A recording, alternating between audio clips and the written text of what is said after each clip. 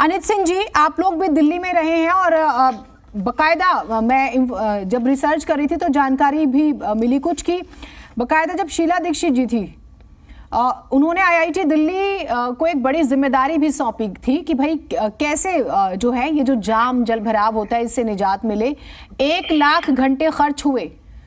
16 में ड्राफ्ट तैयार हुआ, 18 में एक रिपोर्ट आई, तब तक केजरीवाल जी की सरकार आ चुकी थी कि भाई बहुत समय लगेगा। और क्या क्या उसमें फिर आया कि भाई दरअसल सड़कें भी ठीक से नहीं बनी है, कोऑर्डिनेशन नहीं है। फिर दिल्ली गवर्नमेंट ने ही नेशनल ग्रीन ट्रिब्यूनल को बताया, बकायदा उनके सिंचाई और बाढ़ नियंत्रण विभाग ने, कि जो नाले हैं जिसके जरिए पानी यमुना में जाना चाहिए, ज्यादातर नाले बंद हो चुके हैं।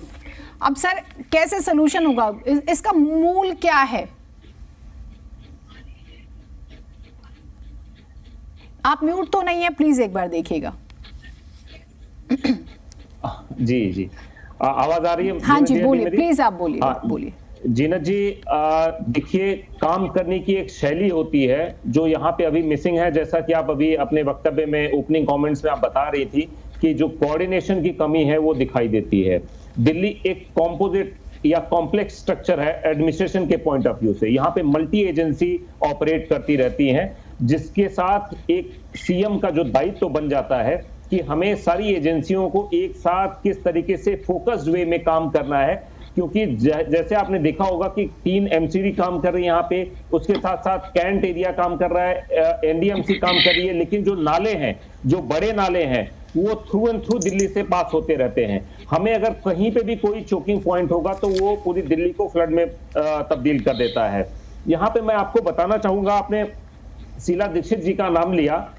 शीला दीक्षित जी जब 98 में सीएम बनी तो दिल्ली में उन्होंने आईआईटी के जो एक्सपर्ट्स थे उनसे बात करके इस तरीके से इसका समाधान निकालने की कोशिश की। और ऐसा समाधान सिर्फ ये इंफ्रास्ट्रक्चर की प्रॉब्लम है, ये मल्टीफैक्टोरियल है। बहुत सारे लोगों को समझ में आएगा कि किस तरीके से चीजों को इंप्लीमेंट किया जाता है टाइम बाउंड तरीके से। उसमें देरी थोड़ी बहुत हो सकती है, लॉजिकल है, क्योंकि हम मल्टी पार्टी अफेयर में काम कर रहे हैं। लेकिन आप देखेंगे कि किस तरीके से सीएनजी, जो हम यहाँ पे, मैं सिर्फ 1 मिनट का टाइम लूंगा, मैं डिटेल नहीं हो रहा हूँ, मुझे कॉन्टेक्स्ट पता है, लेकिन जिस तरीके से टाइम बाउंड मैनर में पॉल्यूशन को कर्ब करने के लिए जो सीएनजी की फ्लीट तैयार की गई, वो दुनिया की नंबर 1 राजधानी बनी, जिसमें सारे के सारे पब्लिक ट्रांसपोर्ट को सीएनजी में चेंज कर दिया गया over a period of 7 years. ये होता है इंप्लीमेंटेशन। अब मैं आपको बताऊं कि दिल्ली में जब फेज 1 मेट्रो बनाया गया 2001 में, 2005 में सेकेंड फेज में बनाया गया 107 किलोमीटर, 2012 में बनाया गया 123 किलोमीटर, और 2013 में ही फेज 4 को अप्रूव हो गए, लेकिन 2021 तक आज तक सिर्फ 85 किलोमीटर का मेट्रो बना हुआ है। ये सारी जानकारी मैं सिर्फ इसलिए बता रहा हूं कि किस तरीके से, चाहे वो एमसीडी के कार्यक्षेत्र हो, चाहे वो सरकार का कार्यक्षेत्र हो, किस तरीके से चीजों को इग्नोर किया जा रहा है जब तक हम इंफ्रास्ट्रक्चर की बात करते हैं। दिल्ली को नंबर 1 बनाने के लिए आप देखिए कि जो पानी की क्षमता का, पानी के निस्तारण की बात होती थी तो दिल्ली की क्षमता 2013 में 613 एमजीडी थी, आज वो घटकर 597 एमजीडी रह गई है, और एक भी नया प्लांट नहीं बना है। मैं अगर आपको बात करूं कि अपराधों में, तो दिल्ली नंबर 1 है।